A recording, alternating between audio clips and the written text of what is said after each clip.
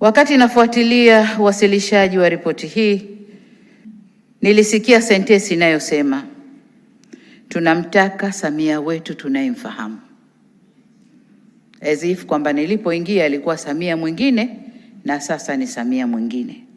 Nataka niwahakikishie Watanzania, mimi ni Samia yule yule wa 4R, ni yule yule wa 4R.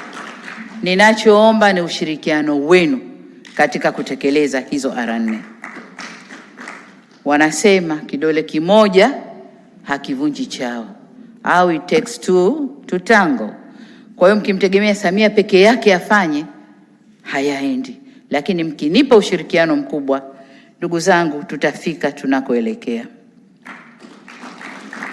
Niwaombe tuungane sote kuamua hatma ya mustakabali mwema wa nchi yetu kwa manufaa ya kizazi hiki na vizazi vijavyo.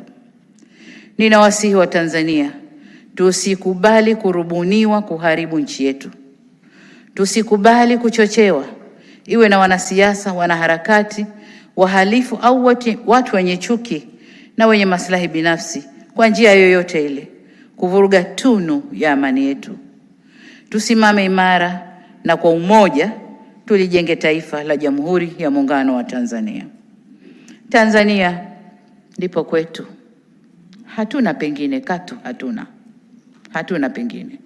Kwa tukijenga nchi yetu tutakaa kwa raha. Tukivuruga nchi yetu taendelea kukaa jinsi tunavyokwenda. Tutakuwa na matatizo yasiyoisha. Baada ya kusema hayo, niwatakie nyote neema na baraka za Mwenyezi Mungu.